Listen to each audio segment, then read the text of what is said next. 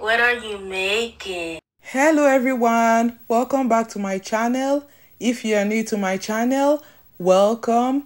Today I'm going to show you how to make a very popular Nigerian street food known as Akara, but with a twist. If you are from the eastern part of Nigeria or Brazil, I'm sure you have seen this type of Akara.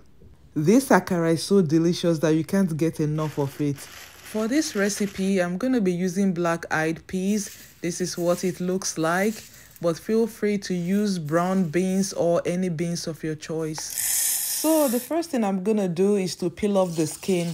I'm going to pour the beans into a blender, then pour in a lot of water. Pulse it a few times. Do not blend the beans.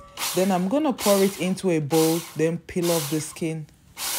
There are so many ways to peel the skin. I have a video on that. I'm going to leave the link in the description box. You can check it out later if you are interested.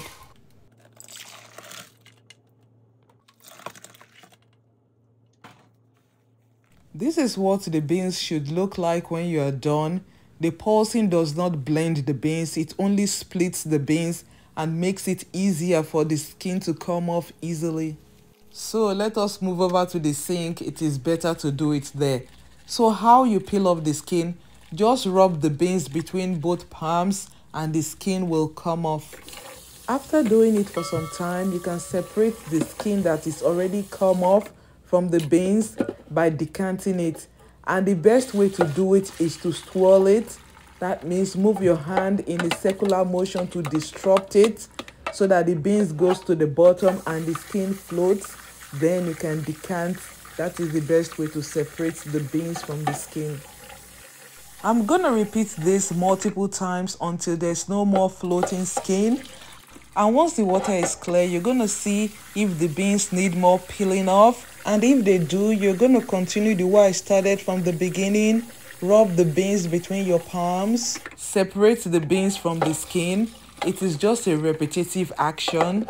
So you do everything all over again. So if this is your first time on my channel or you are a returning viewer and you are not yet subscribed to my channel, please subscribe to my channel by clicking on the subscribe button and on the notification bell so that I can get an alert whenever I post a video. Like and share the video. Thank you and God bless you. After a while, your beans is gonna look like this, mostly clean. So at this point, instead of using your palms, just go in with your fingers and peel off the remaining skin.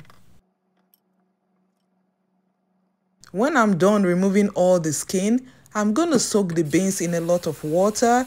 You could do this overnight or at least 5 to 6 hours or until the beans are soft. While the beans is soaking, you can use that time to make the sauce. I'm gonna be using a can of diced tomatoes. You can use fresh tomato, 2 habanero peppers, medium onion, palm oil, salt and seasoning cubes, and whole crayfish. These crayfish are very clean. I have removed the heads. Look at them, very clean. And this crayfish is gonna take the sauce to another level. I'm gonna start by draining the tomatoes. If you're using fresh tomatoes, you can dice yours. Then I'm gonna cut the peppers and the onion. So in case you don't like a lot of heat, you can use less pepper, and if you like a lot of heat, you can use more. But this is spicy enough. So let me use this time to send a very special shout out to all those that have subscribed. You guys are the best. I love you. Thank you and God bless you. If you love onions a lot, feel free to use more. The list of all the ingredients with the exact measurements will be on my website, but I'm gonna leave the link in the description box so you can check it out later. All the ingredients are prepped, so it is time to start cooking. In a saucepan, add some palm oil, heat it over medium heat until it is hot. When it is hot, the appearance is gonna change. You will begin to smell it, and of course it will produce some smoke. Then add in the onions and saute for about 2 to 3 minutes or until they are translucent. As you can see, they are translucent. It is time to add the crayfish. Add the washed crayfish and cook it for about 2 to 3 minutes. This is gonna give it time to build up some flavor. Then add your peppers and cook it for about 1 to 2 minutes.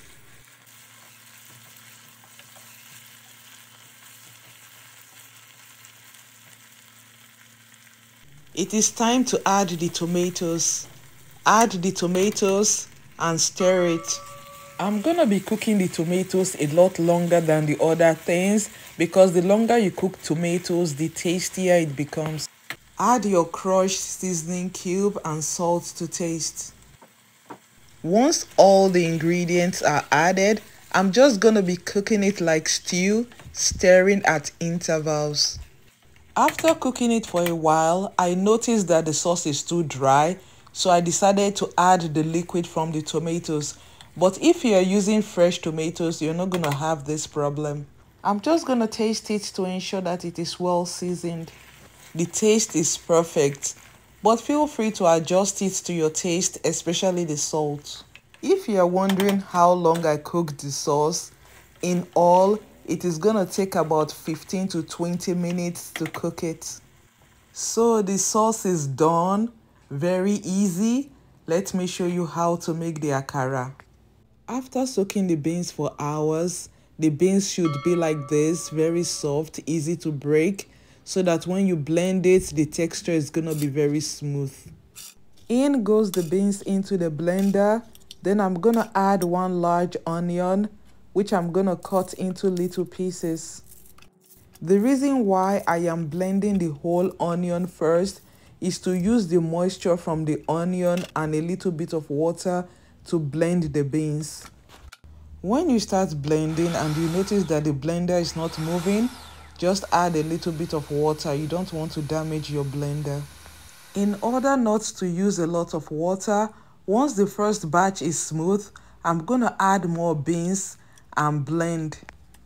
Whenever you are blending your beans for akara, do not add a lot of water. Do not blend it the way you blend beans for moi moi. If not, it is gonna be runny, and when you scoop it into the oil, it's just gonna flatten out. When I'm done, I'm gonna fill it with my fingers to ensure that it is smooth. In order not to use a lot of water, as I said earlier, I'm gonna use some of the first blend to blend the remaining beans. I remember when I started making akara at home, I used to have a problem of not being able to have a thick blend because you actually need to add water so that the blender can work properly. But after so many trials, I finally developed this method that works for me. Now that you know the secret, you guys can thank me by subscribing, liking, and sharing the video. Look at it. Is this not impressive? When I'm done, I usually rinse the blender and pour the water in a separate place and use it when needed. Akara is usually deep fried, so you have to heat up a lot of oil. While the oil is heating up on medium heat, I'm gonna use that time to fluff the beans blend. I'm gonna add a little bit of salt. Add salt to your taste. If you have never made akara before, this is a very important step that you should not skip. You can do it the way I'm doing it right now, or you can use a mixer to do it, or a blender. As long as you are able to whip in air into the blend, you're gonna see that it will double in size and the appearance is gonna be different. It is gonna be smoother and lighter. I hope you can see the difference. Before you scoop in the mixture, make sure the oil is hot enough. You can check with a wooden skewer. Once you see bubbles around the skewer, that means the oil is hot. You can make your akara to be big or small. The size of what you use to scoop it in is going to determine the size of the akara. Because I want bigger akara, that's why I am using a bigger spoon. Always fry your akara on medium heat so that it can cook through. Once you discover there's a change, like a ring around the side, that means the other side is brown. You can flip the akara to the other side and fry it until you have achieved your desired shade of golden brown. Akara generally cooks quickly though, so it cooks about 2 to 3 minutes on each side. I know some people are not familiar with this type of akara. If you look at it, we're only using beans, onion and salt, that is it. But I also have another akara video. That one most people are familiar with. I'm gonna leave the link in the description box. You can check it out later if you're interested. The first time I saw this type of akara was when I went to the east, Akeoba to be precise, that's the name of the village. This akara was sold only on Saturdays. Saturday morning, if you don't come out on time to go and buy yours, it is gone. It's like people wait for the akara. And it was only one lady that was selling it then. I don't know why. But the akara, so delicious. When I tasted it, I was hooked. All of us that went to the east together looked forward to Saturday morning. Before then, I have never tasted any akara that was stuffed with anything. It was the first time and the taste was out of this world. Like I said at the beginning, this type of akara is also popular in Brazil. They call it Acaraje. Acaraje, according to them, originated from West Africa, and when it got to Brazil, they upgraded it. They generally fry the akara in palm oil, and the akara is always stuffed with different fillings. Let me show you how to stuff the akara. Just cut it like this. Can't you see that the akara is well done and it is thick? Then you can stuff it with the filling. You can also do it this way as long as there is a filling between. This akara is so delicious you won't believe it. The taste is out of this world.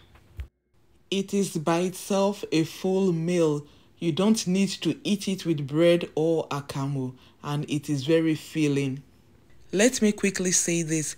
You can also use shrimp instead of crayfish, and you can use any vegetable of your choice in addition to the tomato, onion and pepper. So now that you know how to make this akara with a twist, why don't you give it a try? I promise you, you're gonna enjoy it and you're gonna be so proud of yourself because it is appealing and delicious.